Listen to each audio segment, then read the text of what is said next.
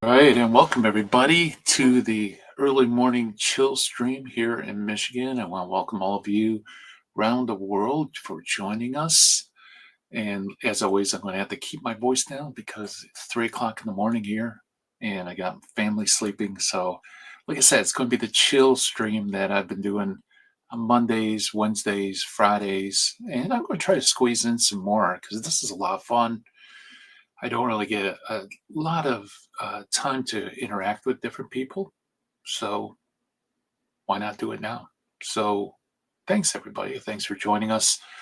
Let's see. Oh, by the way, we are going to have the whole team on, God willing. I believe today it'll be 2 p.m. Eastern time.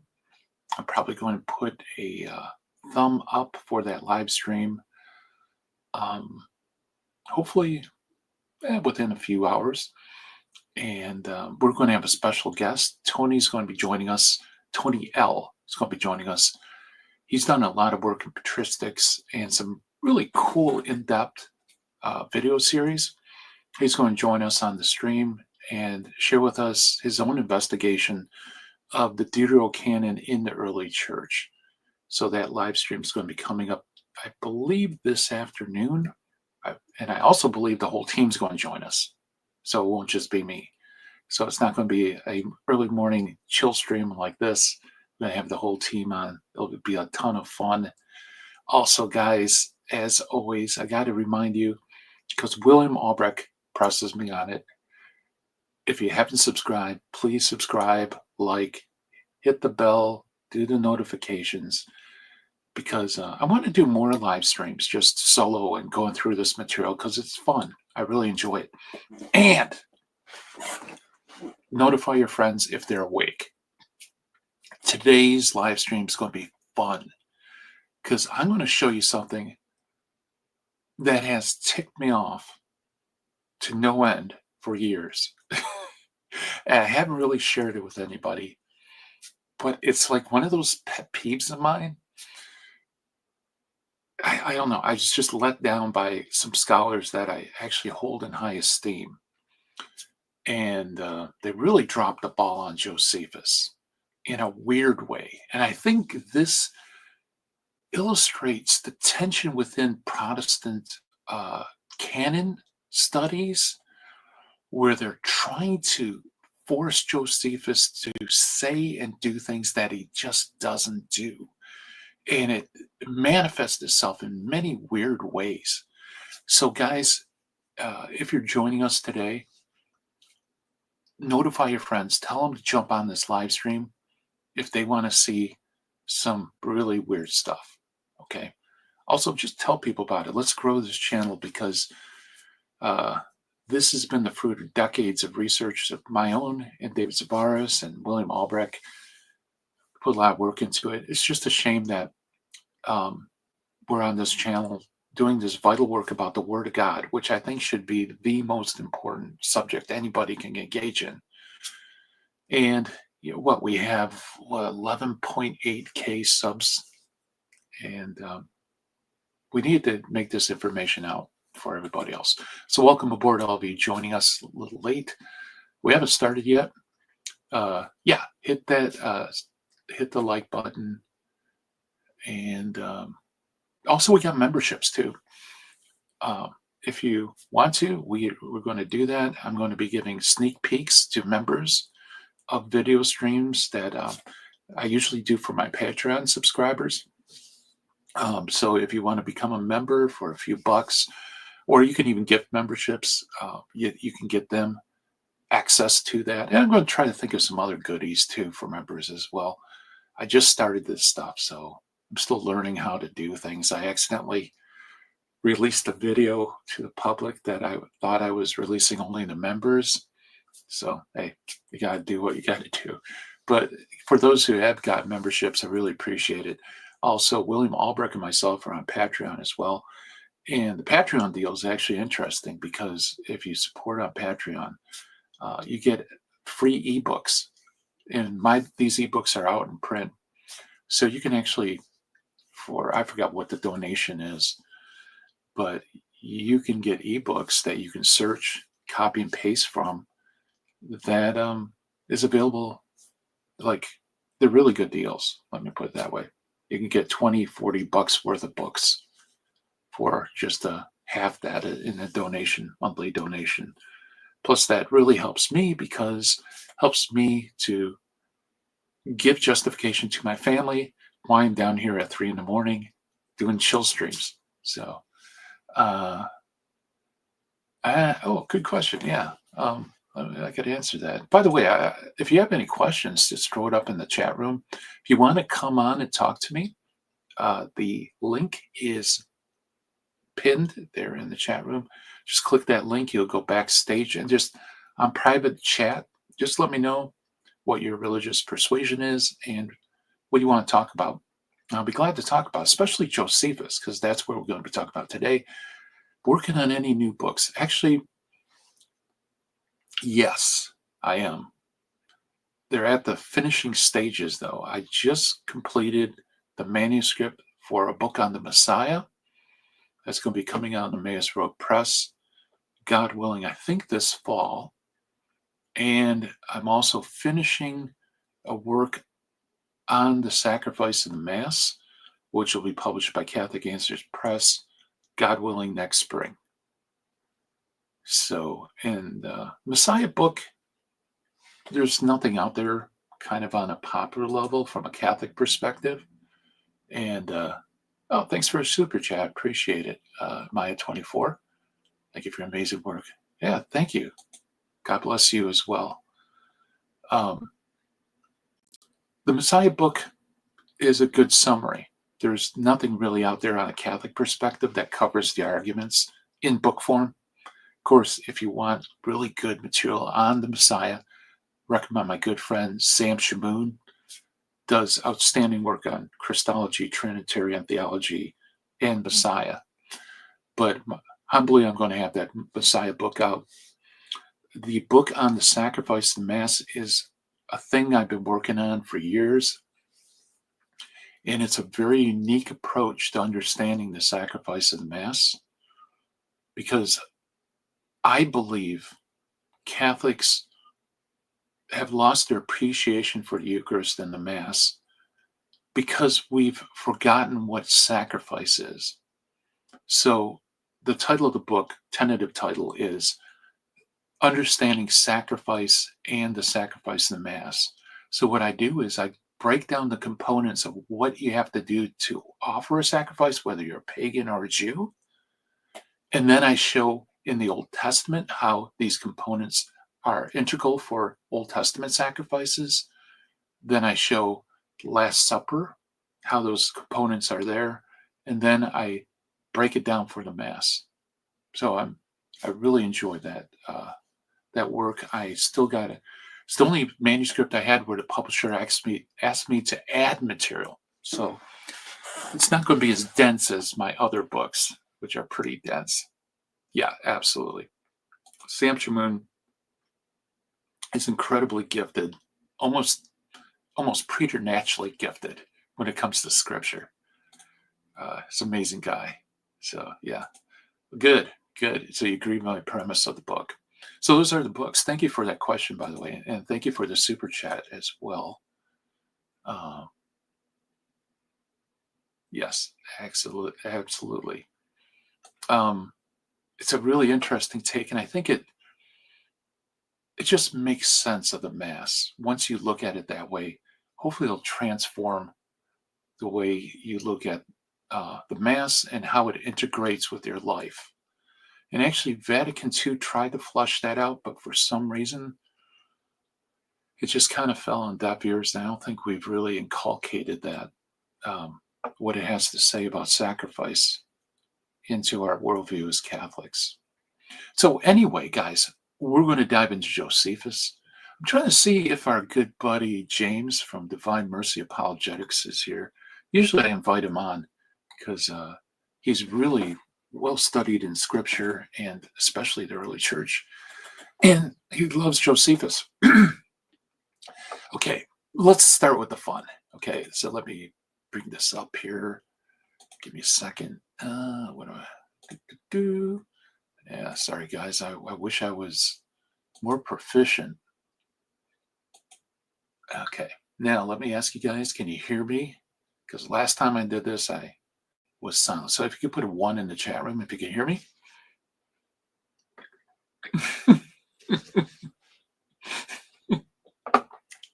Yeah, when does that guy sleep? I mean, I usually, when I do the early morning chill stream like today, usually he just finished a video a couple hours early. And then later in the day, I see him popping on other live streams. The guy never sleeps. He's almost like Sam Shaboon and William Albrecht, too. I don't know. I'm just old. I don't have to sleep as much as I used to. Okay, so let's talk about Josephus. By the way, I'm not ignoring him. I'm looking. I'm not going to get on him energizing properties. The poor guy. I've been late to the discussion on the bag milk thing, but I feel sorry for him. He just gets hammered by William and Sam. I've never heard of bag milk. We always had those wax milk cartons when I was in school. Yeah, I don't know if you guys know what I'm talking about, but I never heard of a bag of milk. Oh, you guys are cracking me up. Don't make me laugh. I don't want to wake up my family. Oh, that's so funny. Okay. Okay, guys, let's get serious now. Talk about Josephus. Why isn't that comment going down? Yeah, okay. Let's talk about Josephus again, guys. Don't forget to like, tell your friends about the stream, subscribe. Definitely hit the bell because, like I said, I'm going to be trying to do this more often because it's a lot of fun talking to y'all. It's good to have a laugh, because I'm a research nerd. I have my nose in books all day. It's nice to actually have human contact every now and then. Okay, so the identity of Josephus is 22 books. Oh, I am so bummed that James from Divine Mercy isn't here because I think he would be blown away about what we're going to share in this stream. Oh, well, it's God's providence. Okay. Here's the thing about Josephus. Okay, guys, if you can hear me. Oh, James is here. If you can hear me, put a 1, please.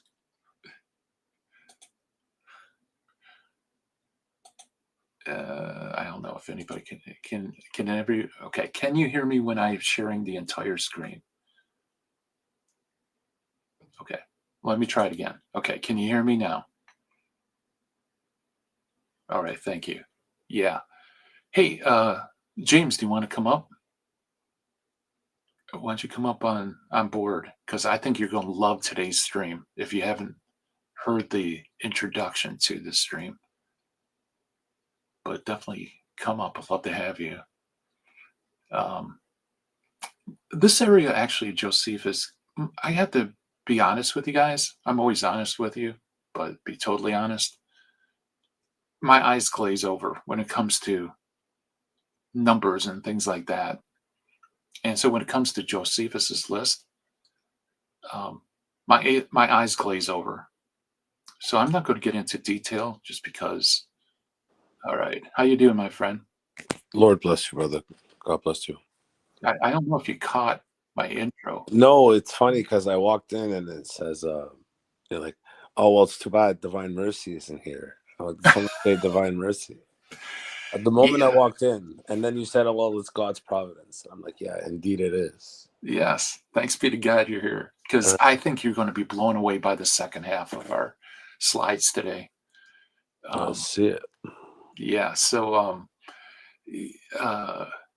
good. So you missed all the fun that. Yeah, I missed the intro. Well, you care to give me a fairly quick summary? Yeah, absolutely. Because we have new people joining our stream, so why not? So I think this will probably finish up our series on Josephus. I'm going to talk about one of the biggest pet peeves I have over the years about this book right here, the biblical canon list of early Christianity.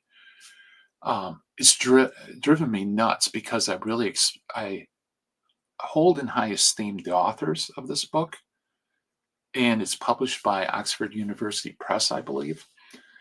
And I'm going to show you how they mangled Josephus in this book. So just that was my little teaser. But before that, we got to show what Josephus actually says so you can see how bad he mangled it. And this is kind of indicative of what you see in Protestant scholarship on the Old Testament canon. It's not just them. You find the same kind of twist and stuff going on in Protestant scholarship on the canon all over the place. But what really ticks me off is because I hold these guys in high esteem, they really let me down. And I don't know how the publisher let this go either. All right. Hey, we're all here. The Greek Catholics here. We're ready to roll. By the way, guys, if you haven't subscribed or liked, please do hit the bell. I don't know if they still have the bell. We got memberships and Patreon. Okay. Got the commercials done. Let's jump into this. Okay. So this is a quote from Mead and Gallagher's work. The Biblical Canon from Early Christianity, Text and Analysis, put out by Oxford University Press. Our description of canon list as a list of books that an author or council considered canonical should be nuanced when considering certain lists. We have included a passage from Josephus, often labeled as the first Jewish canon list, but anyone reading the passage will be disappointed to find Josephus fails to list the books and his account. While it affords us a great deal of certainty on a majority of the writings that made up his collection of the 22 sacred books, it's not so precise as we have complete assurance that we know the contents of his canon. But we do know that Josephus had a canon in a sense of a bounded collection of scripture, and then it continues on and on. So Mead and Gallagher point this out, that Josephus' list is not a list. He fails to list books in his account, okay? And for some reason, they think that we still have a certainty about the majority of the books. It doesn't give us complete assurance, which is not what you find everywhere else in canonical research. Everywhere else, people immediately say Josephus gives a 22 book list, and they're able to specify exactly which books they are, which is identical to the Protestant Old Testament. But even Mead and Gallagher admit he doesn't list books. He doesn't identify individual titles. In fact, what he gives is enumeration. He doesn't give a list at all. So the very fact that they mention him having a list is wrong. So that's my primary peeve, okay? My secondary peeve is notice how they're sure he's given a canon. And guys, if you've seen my live streams, you know, I think when you're approaching early testimony, okay, I think as a good rule of thumb, when you're looking at early church writings, when you're describing those writings, try to stick to the terminology those authors used. Don't import later terminology and inject it back into the text. Because when you do that, then you're liable of reading things into the early church fathers that they themselves didn't say. Okay. So, for example, Josephus never uses the word canon, at least not in the sense of a collection of inspired works like we do today. The Jews don't use the word canon. We talked about this in the first live stream, right? That's actually a Christian term. The first known usage is hundreds of years later in Athanasius of Alexandria in his De Credentis. That's the earliest known undoubted use of the word canon in that sense. Josephus never talks about canon. He really doesn't even talk about the sacredness of books. And as you guys have, if you've been on the chill streams, right, the early morning chill streams, you know he's talking about something very different. He's talking about histories. and he's looking at sacred scripture in terms of historiography, not in terms of sacred literature, much less a canon. Okay. So that's my second pet peeve. When you talk about Josephus, if someone uses the word canon, and sometimes I slip and sometimes I mention Josephus having a list or a canon, realize that's a big slip up. I really shouldn't do that. To be fair with the text, you really should stick to the terminology they use. That way, you won't be guilty of injecting terms. Now, James, you do a lot of work in early church fathers. Do you agree with that? The ambiguity of the term canon in the early church is exceptional. Yeah. The term canon was used to denote creed. It was used to denote rule. It was used to denote like a generic rule of faith, a regula fide, if you will. It was used to denote a very many things, which is also a very interesting insight, right? Right. Yeah. For instance, in Galatians 6:19, St. Paul, when he speaks of, I believe, baptism or being armored, right? Oh, no, excuse me, that's Ephesians 6. Nonetheless, he calls it a rule. He does the same in 2 Corinthians 10. So, according to the Holy Bible, the early church, and even contemporary secular sources, the term canon is used in a very many ways. So it's interesting because the word canon not being present in Josephus should speak volumes. Right. Absolutely. Yeah. Very good. Yeah. So when it comes to canonical research, it's so important to get your terminology straight and not retroject later ideas into earlier works. And I found that with Protestant approach to the Old Testament canon, that's almost common currency. Everybody does it.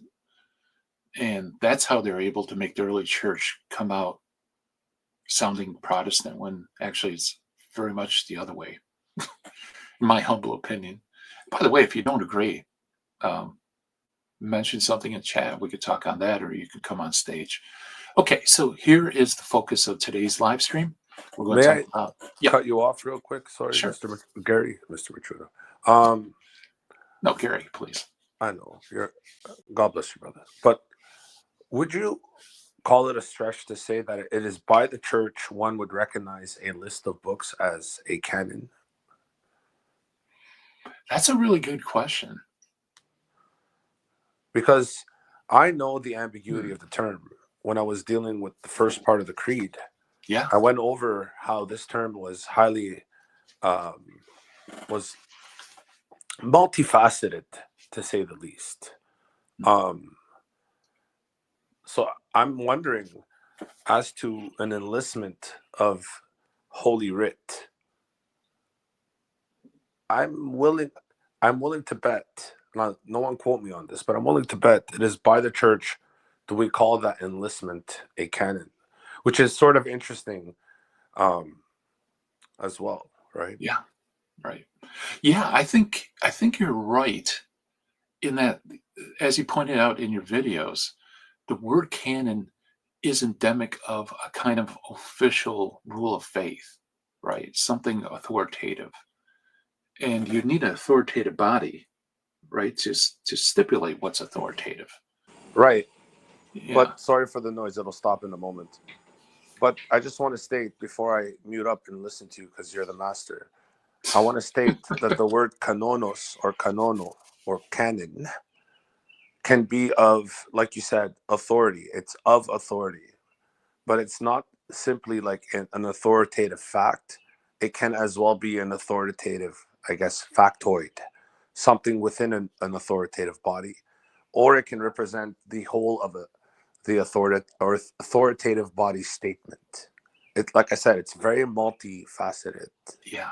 So yeah, Yeah. but And it's when it comes nonetheless authoritative, like you said. Go ahead. and when it comes to the canon, it's whose authority too, because you can have people outside the church that may canonize something, Right.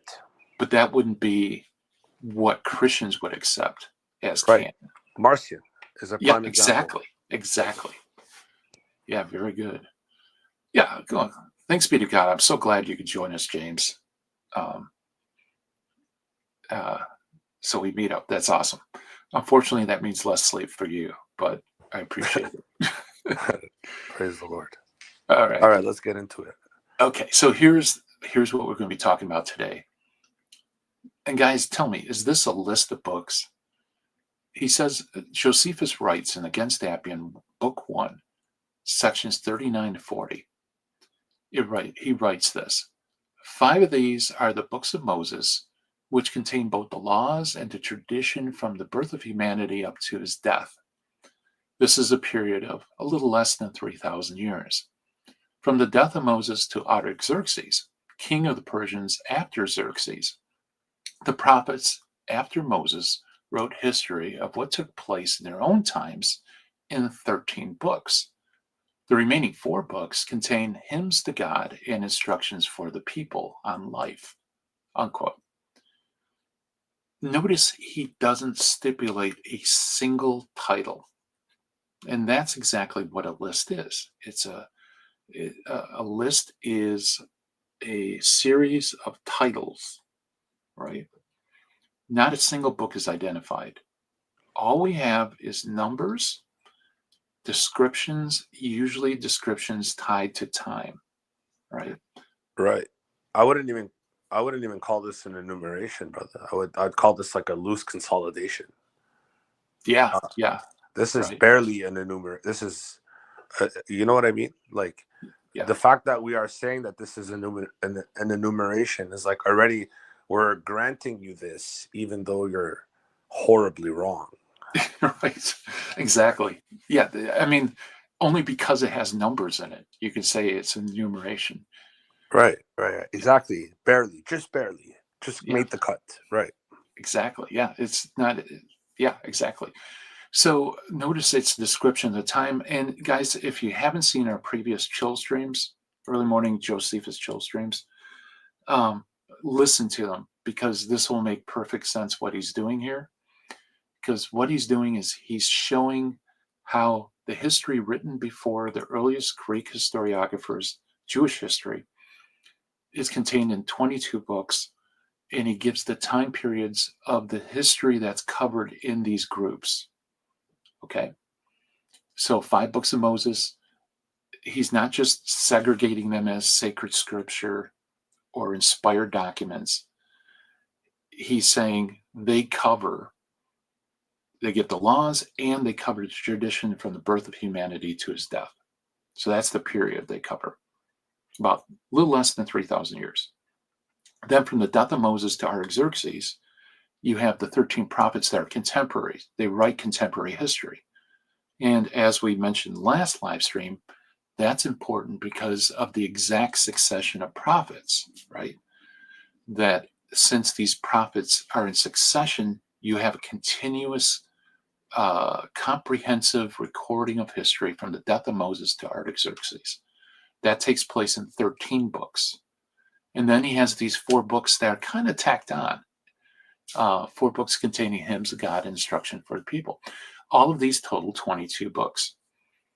But not a single book is listed, right? It's not a list. And as our brother James says, it's not even an enumeration. It's just barely an enumeration. But the thing is, scholars, how do they know exactly which books are contained in the 22 of Josephus, right? How is it that these Protestant apologists are so certain that the 22 is the exact equivalent of Protestant Bibles today? It isn't from anything in this list, right? He just gives descriptions and numbers. How are they so certain? The number 22. That's how they're certain. Because when they see 22, they remember that later in Rabbinic Judaism, the Jews counted 24 books. They combined books to come up with the number 24. In some cases, they restricted it down to 22. Actually, they have a number of different ways they compute this: 22, 24, I think 27, and so on. Okay, so what they have to do is take later rabbinic list and inject it here in Josephus, where he doesn't give a list at all, but he gives a similar number.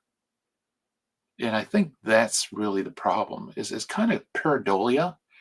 I don't know if you guys ever heard that term before. You know, our minds are always looking for patterns in things. It tries to make a coherent understanding of what we see, even if it's chaotic. So you have people that will see pictures of Abraham Lincoln in a potato chip, or you know, or clouds. You know, you can see different figures in clouds. Well, the clouds really aren't making a shape. It's random, but our minds are trying to see things in the clouds because there's similarities to other things that we know about. Pareidolia is the word.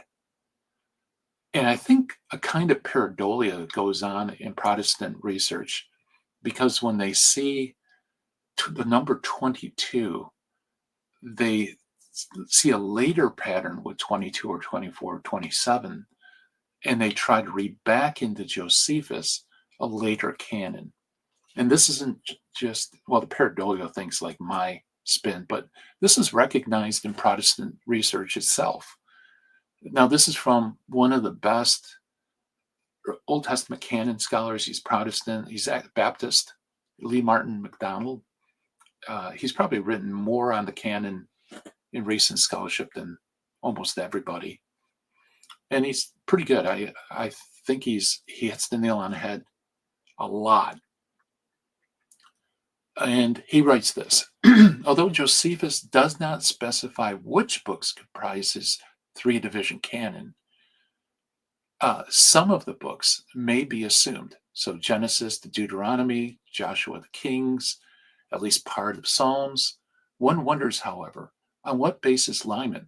Now, Lyman's a Jewish scholar who argues for the rabbinic canon being in Josephus. Lyman boldly asserts that Josephus included the precise books of the Hebrew biblical canon found later in the Talmud. Nothing here justifies Lyman's identification of the books in Josephus's list with the books that finally obtained in the Jewish Bible. This part's important. He says Sid Lyman clearly works backward in an anachronistic fashion from a closed collection first identified in the 2nd century. His conclusions are not based on Josephus's writings, but are drawn from later witnesses to the biblical canon, when such matters were more interest both to Judaism and the early Christian church. In addition, Josephus's divisions of the 22 books differs considerably from the threefold division that obtained later Judaism, especially in regards to the contents of the writings. So Lee Martin McDonald, he's a Baptist scholar, very good Baptist scholar, very honest. He says that Lyman and really a majority of Protestant research on Josephus are reading back later list into Josephus, who doesn't even give a list at all, right? This is all Josephus says about the contents of the 22. You guys see that? So I think Lee McDonald is absolutely 100% right. Do you agree with that, James? Nothing more but a threefold distinction. Nothing more, guys. Yeah, absolutely. Okay, so let's continue. So this is why Protestant scholarship is really all over the map in terms of which books are included in Josephus. You have Herbert Ryle. I have a partialist. For some reason, he doesn't break down the last four. And then you have Salmon, who's a famous anti-Catholic. James White loves using Salmon. This is the book Salmon thinks is listed by Josephus. You have Sid Lyman, that we just mentioned, his list. Roger Beckwith here. Zini Zebit, which is very interesting. Right, he divides Ruth from Judges. I saw that. Yeah, and he only accepts books that have historical content. Right. which is interesting. But notice how eclectic this is. You know, Right, right, right. it doesn't even look like a biblical canon. Then you have Westcott. He gives a partial enumeration. Then we have Barclay, William Barclay. I think his name's William. I always get his first name mixed up because there's also a Protestant theologian named Barclay. And then there's Thackeray. This is why there's all these discrepancies. It was an Anglican. Yeah, it's basically, it's a guessing game, right? No one really knows which books Josephus is enumerating, if you want to call it an enumeration, right? All you have is descriptions and numbers. And you could fit a lot in these descriptions and numbers. But there's also some books that don't fit the descriptions and numbers. And the only way you can make them fit is if you say Josephus combined certain books to make that number. But how do you know Josephus combined books? Because we really don't have any first century details on whether or not books are combined. And if they were combined, which books did they combine? Right? And how do you know there aren't books that are combined that aren't part of the Protestant canon, like maybe Tobit or Judith? You don't know, right? I'm just reading the comments real quick, trying to catch up. Yeah, so this is why a lot of Protestant scholars think that Josephus actually is missing a couple of books that are later affirmed in Rabbinic Judaism. But it's really anybody's guess. And by the way, guys, what's the purpose of a canon? A canon is used to segregate inspired books from profane human books. The whole purpose of a canon, and especially a canon list, is to stipulate exactly where those boundaries lie, right? So you know that the book of Esther is inspired, but the book of 4th Ezra is not inspired. That you know that the book of Psalms is inspired, and you know that the Psalms of Solomon is not inspired. And the only way you can really do that is to stipulate the titles of the book or identify the titles in some concrete way. That's the whole purpose of canon, especially canon list. Is that what Josephus does? No. He's not trying to stipulate which texts are in and which texts are out. He's just trying to give a number, 22. He says the Greeks have a myriad of different histories, but we only have 22 that cover this specific period. And so he's showing the 22 books and what period they cover, but he doesn't stipulate which are in and which are out. Yeah. Wouldn't you say this is a cause for greater ambiguity? In what sense? In the sense that if one is to call this a canon list, then when you discover this particular passage of Against Appian, right, book 139, 34, and 40, this is when you perhaps come to the understanding that this is more ambiguous, and this is perhaps why we have so many outcomes of supposed canon lists from these scholars, right? No one agrees with anyone. Exactly. Yeah. Yeah, exactly. And I think that's just yet another reason why Josephus isn't giving a canon, right? Because this utterly fails to stipulate a canon. And it's certainly not a list, right? Now, you guys might think, why am I hammering this point that it's not a list and it's not a canon? You're going to see in a few seconds, okay? But first, I want to go to this slide. This is, I think he's a Baptist. I'm not sure. It's L.B. Wolfenson.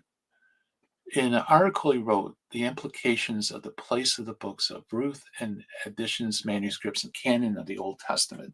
This is published by, no, wait, he's not Baptist. He's Jewish. Hebrew Union College, annual. I don't know why I thought he was Baptist, but he's Jewish. he makes a really interesting point in regards to Josephus. And this is something that I think if there's any Protestants out there that insist Josephus is giving us the identical canon of Protestantism and later Rabbinic Judaism, they have to answer to Wolfenson in this point. And he writes this: the reckoning of 24 books as 22 did not appear until after 100 AD. Okay. So we don't have any record of the 22 book computation prior to Josephus. We cannot therefore assume that Josephus counted 24 books as 22. Did you get that? Yep, he lived before the year 100, so to assert that 22 is 24 is presumptuous. Exactly. It's not factual. Yeah, because Josephus is the first to do this, apparently. And if he's the first to do it, how do you know whether he's actually following what later people did, you know? Okay, but continuing on. When he says 22, he means 22. Josephus must have excluded Canticles, which is Song of Songs, and Ecclesiastes.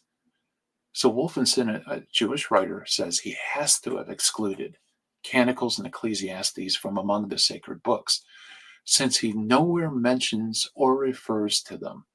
So even in antiquities, these books don't show up, which is kind of interesting.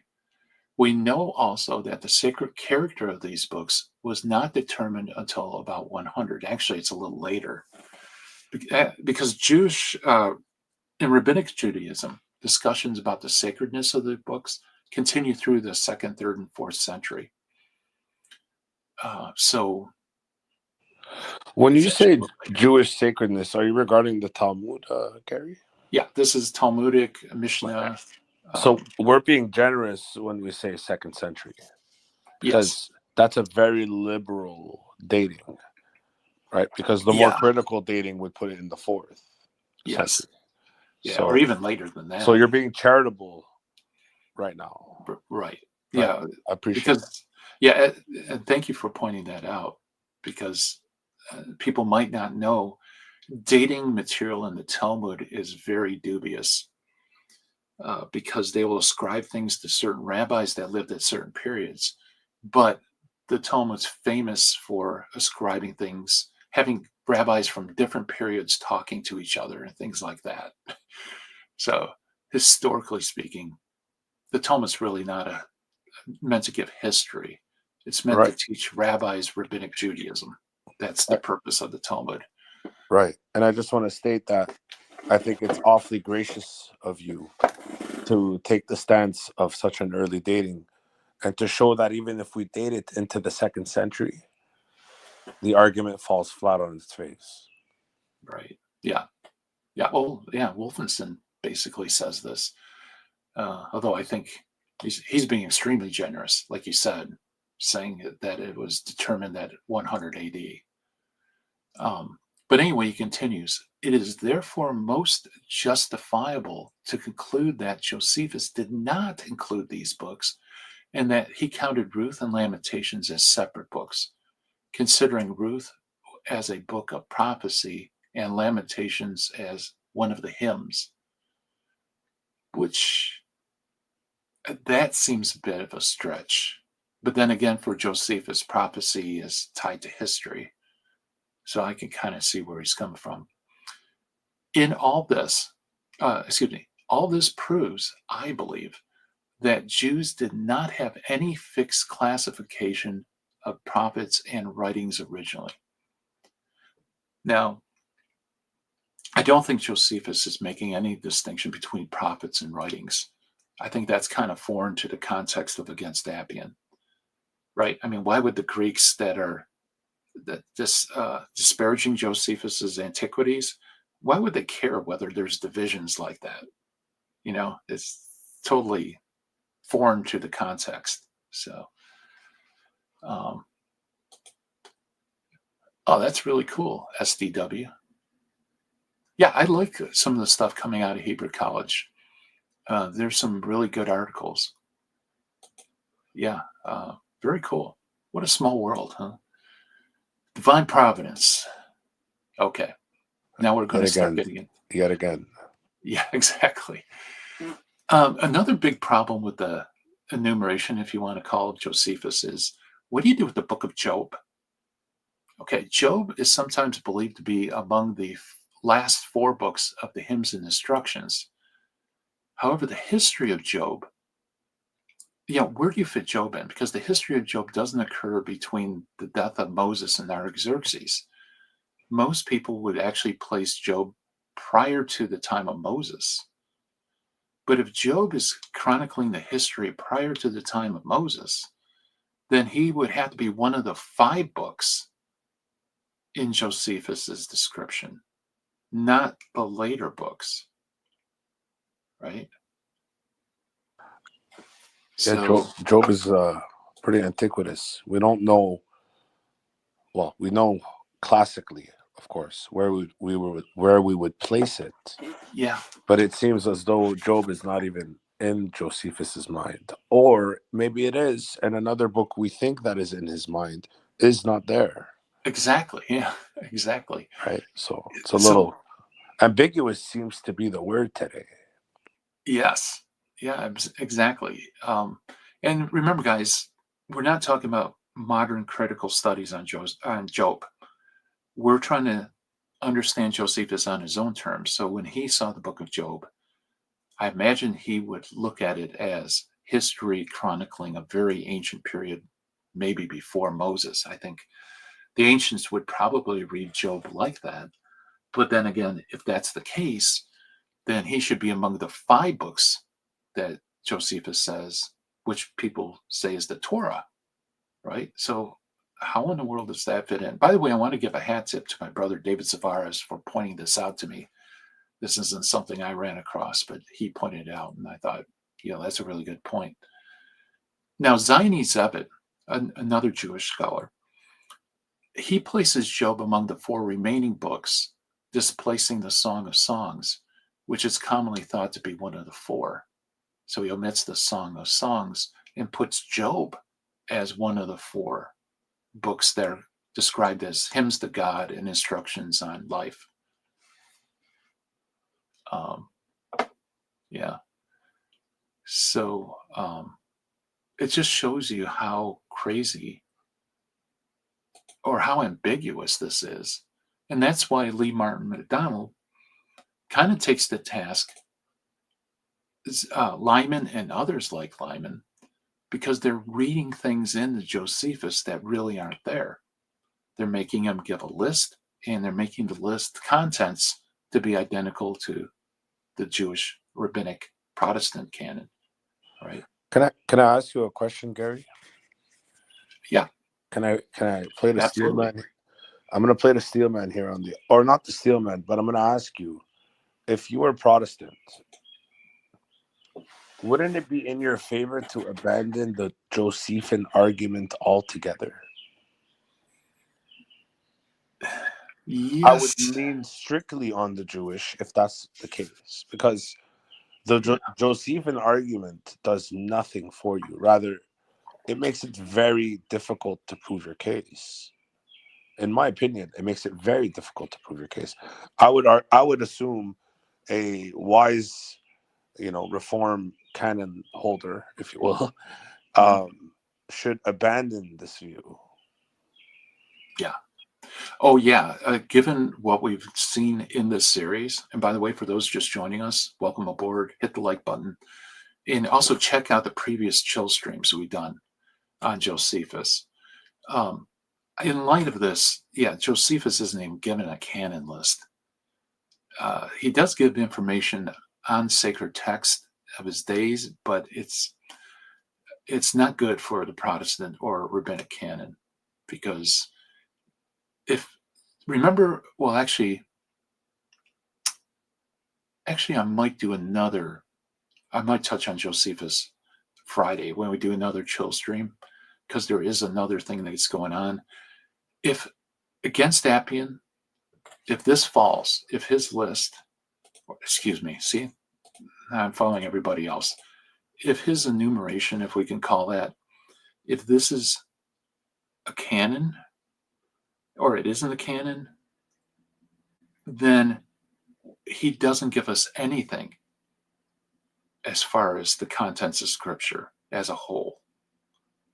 So we have to look at antiquities. And when we look at antiquities, we find them using Deutero-Esther, we find them using First Maccabees, and even Greek Ezra.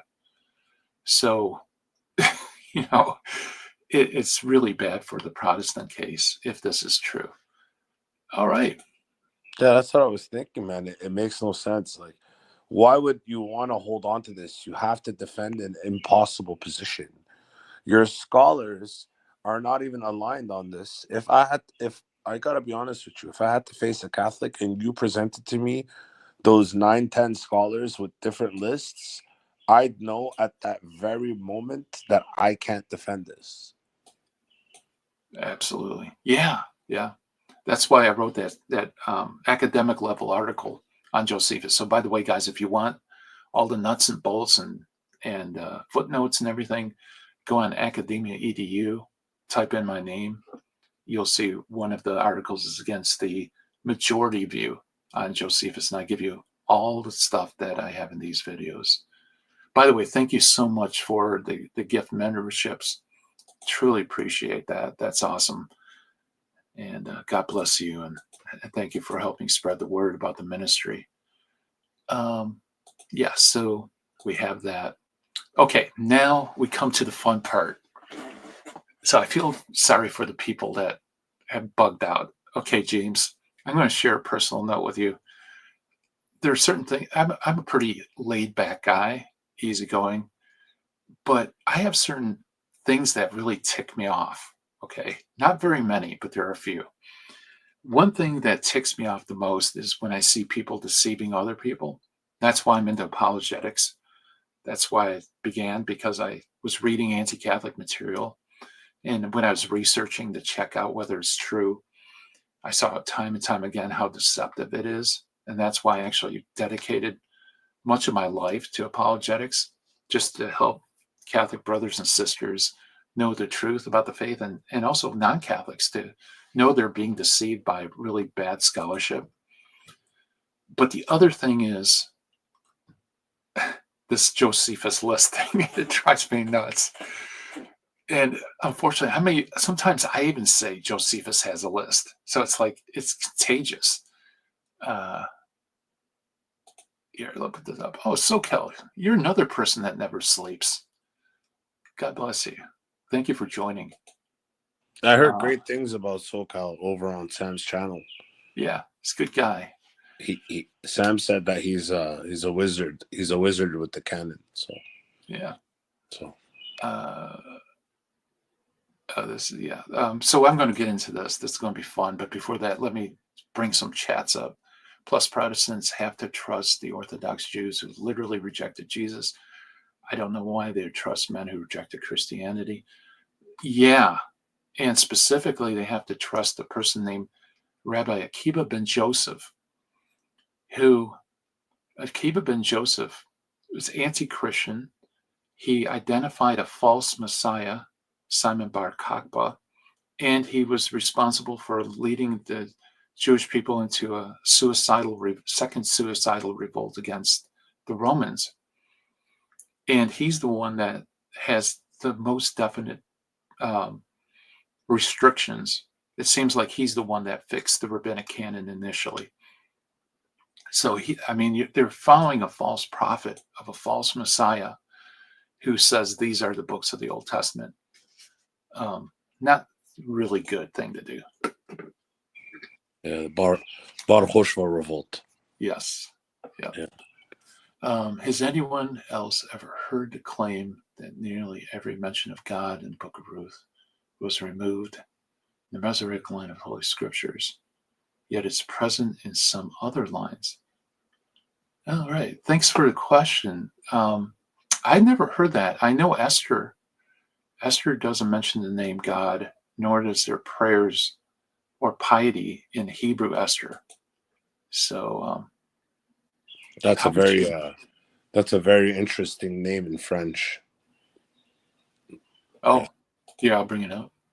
No. Take it. That's not a nice thing. Oh, It's not. okay. Yeah, I don't speak any French. I'm like, No, I'm fluent. So yeah, yeah. exactly. I was Joe Yesto. Hey, thank you so much for the gift memberships. God bless you. That's awesome. I totally appreciate it. And people getting gift memberships will appreciate it too. Okay, now let's get into the fun part, James. This is I made these slides for you because I think you'll feel the same way I do. Here's the book. And guys, I'm not lampooning these guys. In fact, I wanted to debate John Meade, but apparently he's not into debating. So he's turned the offer down. But he's probably the best scholar out there outside of Lee Martin McDonald. Well, actually, he's the best as far as the best defense of the Protestant Old Testament canon. I think Meade gives the best defense, and Gallagher too. These are bona fide scholars. And this book is a bona fide standard work because it's put out by Oxford University Press. You can't get a more prestigious publishing house outside of maybe Brill, right? They put this book out. It's called Biblical Canon List from Early Christianity. Now, what's that title say? When you look at the title of the book, what is it telling you about the contents? We're going to look at Biblical Canon List from Early Christianity, right? So Christian Canon List. Here's the table of contents. What's their number 2? Jewish list. Why are there Jewish lists in a book about the biblical canon list of early Christianity? That's a problem, right? All right. Yeah. Yeah. 100%. Yeah. Yeah. Now notice underneath them, who's a list? Jewish list? Titus Flavius Titus Josephus. Flavius. My goodness. So these scholars in a book of biblical canon list from early Christianity is a Jewish list, actually a couple of Jewish lists. And it's not even a list, but they call it a list and they list it under the heading of Jewish list. Okay. Now you might say, okay, Gary, you're nitpicking, you're picking on these poor guys. They just want to present extra material. Okay. There's more. Okay. So here we have, yes. Okay. I'm just going to read it. Our description of a canon list is a list of books that an author or council considered canonical should be nuanced when considering certain lists. Okay. Notice he's talking about list. And, yeah, right. Hey, thanks for a super chat, by the way. SMP. You're awesome. Okay, so they say, what is a list? A canon list is a list of books that an author or council considered canonical. Now think, Josephus, does he give us a canonical list? No, he gives us an enumeration that I like to call a loose consolidation. Exactly, right. And then it continues. We have included a passage from Josephus, often labeled as the first Jewish canon list. Okay, so this red flags to me, right? Why are you including Josephus? Why do you have to have him in this book? If it's about biblical canon lists from early Christianity, why do you even need Josephus, right? But they want to put him in. Okay, that's fine. No problem. But it's often labeled as the first Jewish canon list. Okay. It's only first if it's a canon list. And we just said Josephus never says it's a canon. It's definitely not a canon. But it's also not a list either. Okay. So yeah, people often label it as such, but it's a wrong label. Okay. But anyone reading the passage will be disappointed to find out that he fails to list the books. Okay. So they just admit Josephus is not giving a list, although people label it as a list. And his account, while it affords us a great deal of certainty on the majority of the writings, is made up of a collection of 22 sacred books.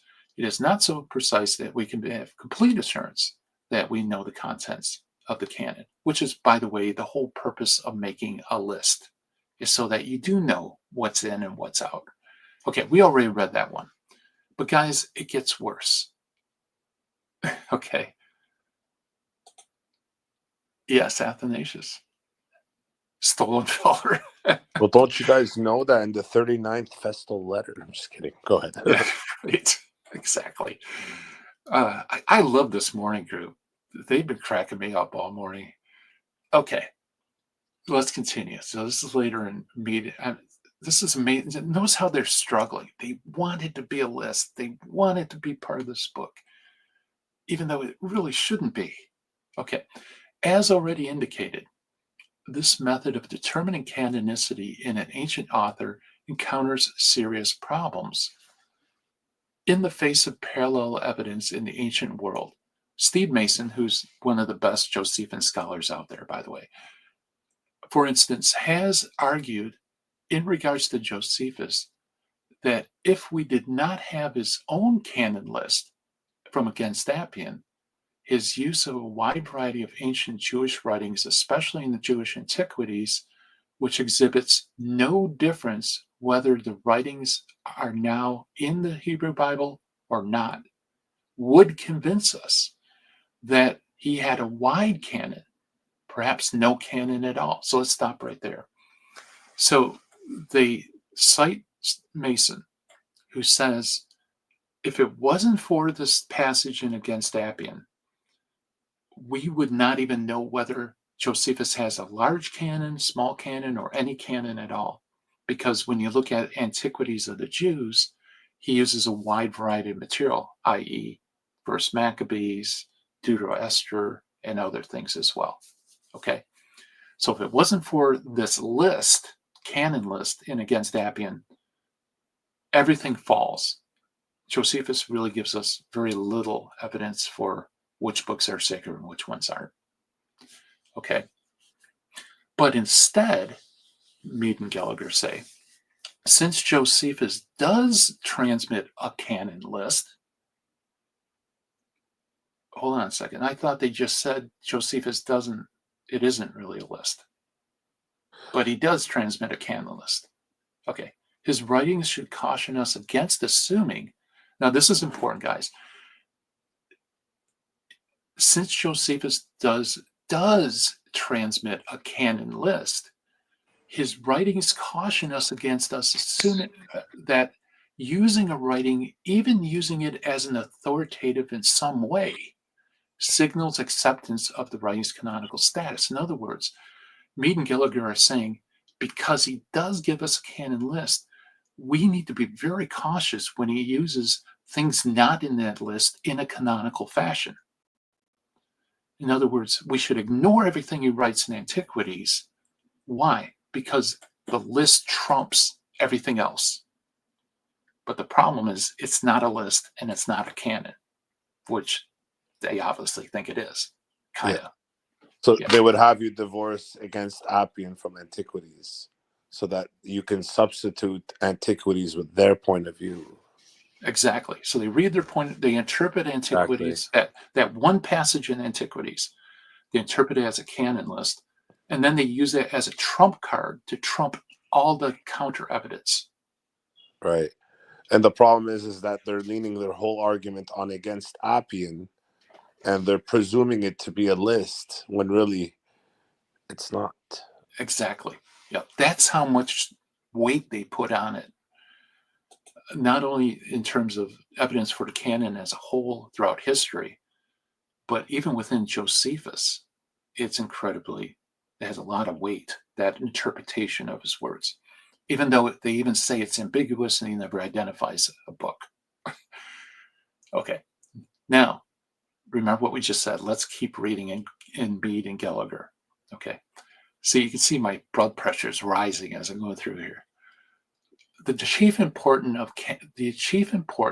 of the canon list resides then in their providing explicit statements on the canon. Okay, that's what I've been saying about canon list, right? When you stipulate the contents, that's what's so important because it identifies what's canon, what's not, right? Additionally, some of the canon list collected here hold fundamental importance for the development of the biblical canon.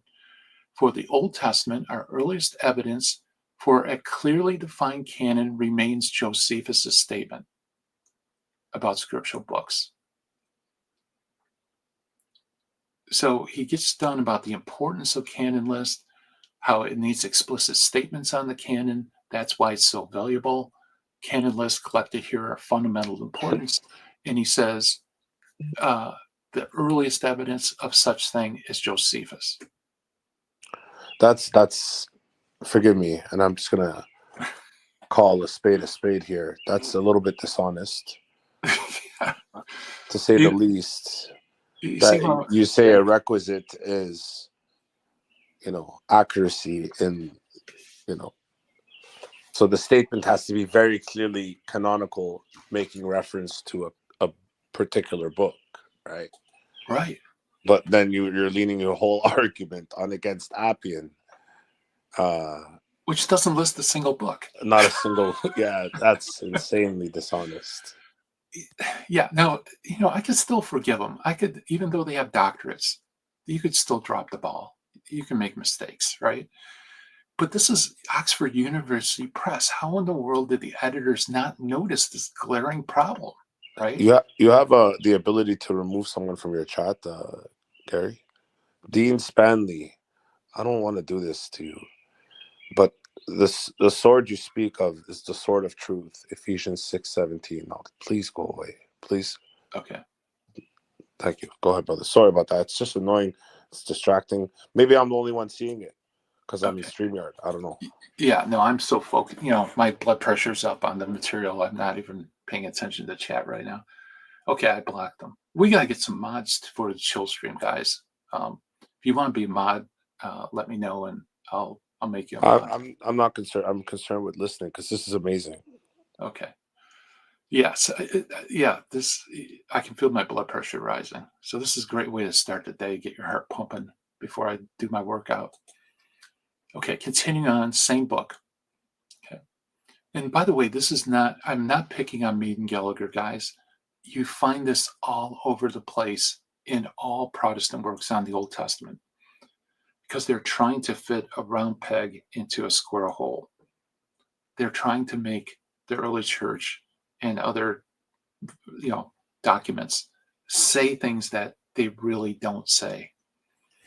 Okay, continuing on, it says, all of the Old Testament list collected here might fittingly receive such a description.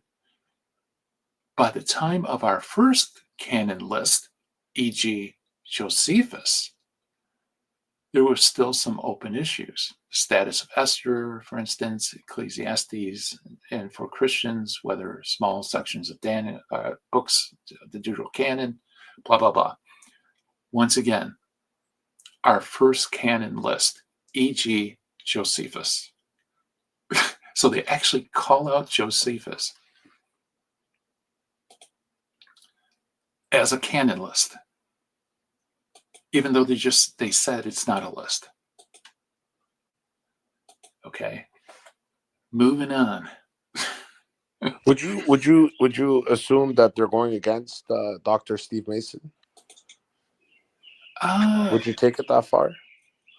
No, I think Mason kind of thinks it's a list too, kind of. I don't know. I think he leaves room for the reader to say, well, this is either a list or it's not. Because he was very fair in his statement. He really was. Yes. Okay, I might do Friday stream. Maybe I'll touch on this. There are certain patterns you'll find when you're researching the canon. One is where they'll use trump cards. They'll absolutize one thing a church father says, and that trumps everything. We already seen that here. Another thing that happens in scholarship is you'll have a specialist in Josephus, like Mason. When Josephus talks about the canon, they'll punt to people who specialize in the canon, like Mead and Gallagher. But then when you read Mead and Gallagher, when it comes to individuals like Josephus, they punt to people like Steve Mason. Right. And I agree that lends credibility to their statement. But does it provide a coherent statement is my question. Because the way I see it is, okay, Steve Mason says either or perhaps not, and we're saying it's precise, so it is, so let's not assume it's not. That's what I got from these guys. Exactly. Yeah, exactly. But you notice how they're really struggling. They want Josephus to be a list. They want it to be on the canon. They need him to be in this book. Okay. You can sense the tension. But notice again here. Now let's read this. A departure from our general principle of including early Christian lists, we have chosen to incorporate two Jewish lists, those of Josephus, which is technically not even a list, and the Babylonian Talmud. Okay. So they recognize it's weird for us to include Jewish lists. And then they have to point out, in fairness, that Josephus isn't even giving a list. So they know this. But we've just seen over and over again how they specifically say it's a list, right? And even that one slide where it says the importance of a canon list is because it stipulates the contents. Well, so how can Josephus be important canon list when it's not a canon, it's not a list, and it's in a book on early Christianity? Yeah, like I said, my blood pressure goes up. Yeah, let's continue. But this is important because they know what they're saying. They keep including them as a list in a book about list, even though it's not a list. Okay. And again, the publisher didn't say, hey, do you really need this stuff? Continuing on, it's mind-boggling. The earliest references we have to a specific number of books for the Jewish Bible comes at the end of the 1st century CE and the beginning of the 2nd century. Josephus tells his readers that whereas the Greeks have innumerable contradictory books, the Jews have only 22 containing the record of all time from creation of the world to the time of Artaxerxes, basically. Okay. This, I think, is important because they really nail down why they want Josephus. It's because of the number. It's not because it's a list. It's not because he's Christian, which he isn't. It's because 22. Okay? That's the only reason they tie Josephus to a canon list is the number. I think that's kind of an admission. You agree, James?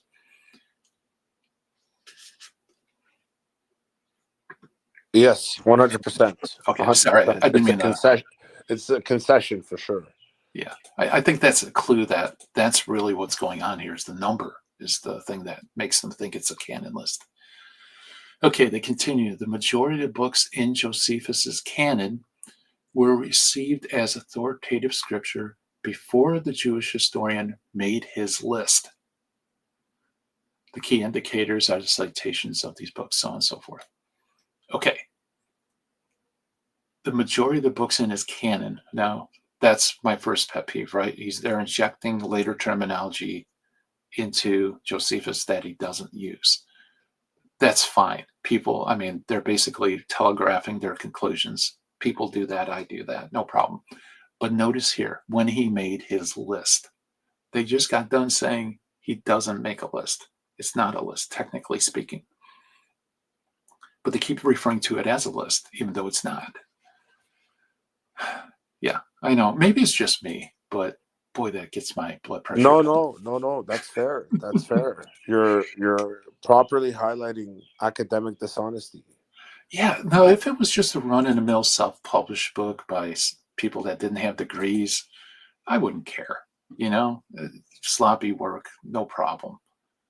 But this is two guys, PhDs, Oxford University Press, in what will become probably a standard work. People are already citing it. Other Protestants are citing it as a standard work. You just don't expect this really sloppy and kind of forcing the evidence to say what you wanted to say. It's just surprising you find it here. And like I said, I think the reason why my dander is up is because I hold these guys in such high respect. It's kind of like following your favorite baseball player, football player, whatever, and then discovering that they're really bad, in some respects they fail you. Okay. Right. Okay, so here we get to the chapter. Again, notice the title of the chapter is Jewish Lists. And then it says, the list of this chapter may seem strange for the presently entitled book, which is the biblical canon list from early Christianity. But we included them because it would be even stranger for a book on canon list to omit a discussion of them. I don't know about that. It's a book on biblical canon list from early Christianity. From early Christianity. Why in the world would you expect Jewish list in a book titled Biblical Canon List from early Christianity? From early Christianity. Unless Josephus is a Christian, which he wasn't. And they know that. Okay. I got to take a deep breath, guys. So this is one of those rare opportunities you get to see me worked up online. Okay. Now notice the very next paragraph, he says, Josephus's list is the earliest in this book, even though we cannot properly describe it as a list. In the same sentence, they describe it as a list and say it's not a list. It's almost like they know it's an oversight and they have to write about it. And if they don't, it's like complete dishonesty. So I feel like they might have been like, I believe, and forgive me, I think this is perhaps their way of justifying the idea that they're calling it a list by inserting here and there that they admit it's not a list. Yeah, exactly. Well, the whole thing is, let's go back a couple of slides. Where it talks about the importance. Yes, the chief importance of the canon list resides in that they provide explicit statements on the canon. So why is Josephus important if he doesn't make explicit statements on the canon? In other words, he doesn't give a list. So in other words, it's like it has to be a list in order to be important enough to include in a book that's titled Biblical Canon List from Early Christianity. It's like they so want Josephus to come through and give us a canon list, even though we know it's not a list, and they don't know it's not a canon either, because remember what they cited from Mason. If Against Appian doesn't stand, then Josephus has a wider canon or no canon at all, right? But he does make a canon because he gives us a list, which actually isn't a list at all. You can see it's just, it's somebody, I forgot who it was in the chat, described it as desperate, but I don't know what else I could describe it as. I would describe it as desperate too. They're forcing the evidence of Josephus to say what they need it to say, not what he says, not what he actually gives, but they wanted to say what they want him to say. At least that's my impression. I hope I'm not being uncharitable, but I think it kind of forces me to come to that conclusion when you see him going around and around. Here, even in the same sentence, Josephus's list is the earliest in this book, even though it's not a list. How do you describe that sentence? It's dishonesty, man. There's no way to describe it but dishonesty. Hey, let me tell you a definite list. And when I utilize the evidence for this definite list, just know that the evidence is not definite. It's amazing. Yeah. Thank you, Brett. I appreciate that. It's just so frustrating over the years because this, like I said, it's not just them. You find this all over the place. Okay, continuing on page 58. Now my page numbers might be slightly off because I have the Kindle version. So I'm writing down the book page number that's in the Kindle version. I don't have the hard copy. So just FYI, if the pages don't square, it's probably one page off. But okay, now it says Jewish canon, Josephus did not list the exact contents of the canon. He does, however, say in contrast to the Greeks, that the Jews have only 22 books, and he divides those books into 3 categories. Okay. So again, they say it's not a list. He does not list the exact contents of a canon. So according to their own definition, Josephus is not important. So why would it be strange for them to omit them from a book titled The Biblical Canon List from Early Christianity? I don't know. But again, notice why they include it, guys. Why do they include it? However, they say, in contrast to the Greeks, the Jews have only 22 books. It's the number. That's why he's included. That's the only reason he's included. It's because he says 22. And in later rabbinic computations, some do count 22 books, although the majority count 24. Crazy, crazy stuff, guys. That's why I chose this thumbnail. James, did you see the thumbnail for the live stream? Yes, it was funny. Yeah, that's from, for those who don't know, it's Smokey and the Bandit. Classic line. So I put my face on Jackie Gleason, which actually, when I was heavier, yeah, that was a pretty accurate picture. That could have been me in a cop uniform. That's a great thumbnail. Yeah. And this is why it's like, this is a complete disrespect of Josephus. It really is. I was saving that thumbnail for this live stream. Okay. Now, continuing on Gallagher, this is page 61. The subheading is The Canon List of Josephus. Oxford University Press. I don't know if Mead and Gallagher came up with the subtitles, but if I was an editor, after reading all of this, you think they'd at least correct the subheadings. Maybe Mead and Gallagher didn't want the contents touched. Maybe they wanted to go back and forth like this. I don't know. But as an editor, I would have insisted that they strike this subheading, put something else. Numeration of Josephus or something. Okay, it says, since Josephus does not list the exact contents in the book, in his canon list, again, same sentence, he only lists his headings and brief descriptions. So it is a list. It's a list of headings. I don't know. Way past my bedtime. Hey, thank you so much, guys. I appreciate you joining us. All right, good night. Again, I don't know what I can say under the subheading of the canon list of Josephus. Okay. Continuing on. We're almost done, guys. So, in fact, I think we only have, one more slide. This might be the last slide. No, this is the last slide. Okay. All right.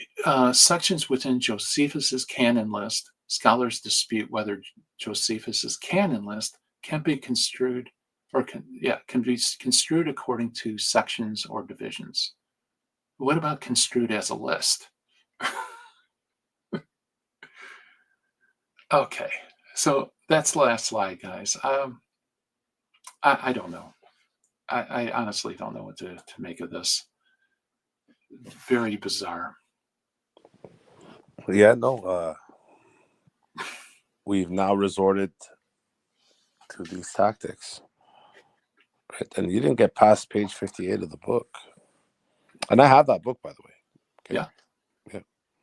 Yeah. It's crazy. And it's I mean, but you do sense the desperation that we need Josephus in this list, in this book of Christian list. We need him to give a list, because that's the importance of a canon list, is it stipulates what books are in. Although he doesn't stipulate it, he does give a list, maybe a list of descriptions, but it's a list, but it's not a list. I don't know. When was the book published? That's a good question. I'd have to bring it up and I think it Hold takes on. too long for me to pull Let up me see if I Kindle. have it. 1 second. Like on my phone as well. 1 second. Okay. But man, but you get this all over the place in canon research that they're trying to make the evidence say what they want to say. In other words, they already know the conclusion. They're trying to make all the evidence fit to bring about that conclusion. And that's not, you don't have your conclusion drive the evidence. You always have the evidence drive your conclusion. And you got to be able to say, certain individuals, some of the evidence they give really isn't evidence, or maybe they argue for something different. And you just have to calculate that in your conclusion, right? That's what I do. My view, the historic view of the canon permits that individuals will make mistakes or have eccentric views, but I'm able to show that those eccentric views are outliers. They're not part of the core group of evidence, and therefore, everything is. You still come up with a Catholic conclusion, not because I made the evidence say what I wanted to say, but basically, everything is all part of that overall calculation. Yeah. In the stark contrast to Mead, you know who Gilles Dorval is? He also writes for Oxford. He also deals with the canon. Okay. Um, I'd have to see his name because I can actually send you the book. I would love to send you the book. I'm going to email you the book. Okay. He writes the Septuagint from Alexandria to Constantinople. He makes a claim that is pretty interesting that does not align well with Mead. And I know you're dealing with Josephus, right? Right. But I don't think we can separate or divorce the Septuagint from trying to derive a canon list, even once we're using Josephus. So I'm going to send you that book. You might be super interested in it. Yeah. I'd like to look at it. Yeah, thank you. Yeah, I have more of a visual memory, so if I see the name, I'd be able to know whether it doesn't sound familiar, so I might not be familiar with it. Wait, I can actually share the cover of the book. 1 sec.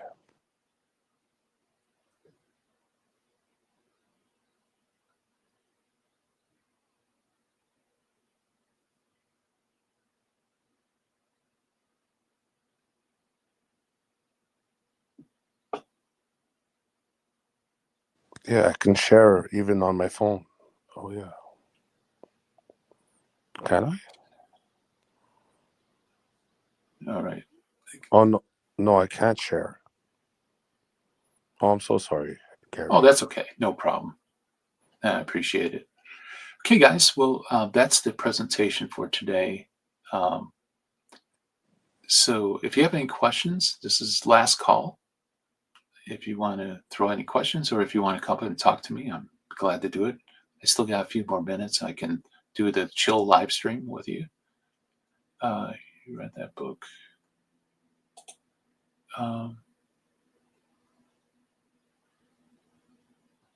I'd have this. Well, let's see.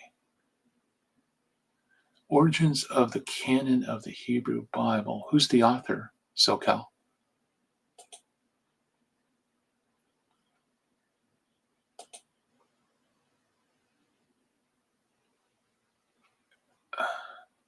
See, the thing with canon books is they all have the same titles, basically. Oh, no problem. If you want to come back up, you can come back up. But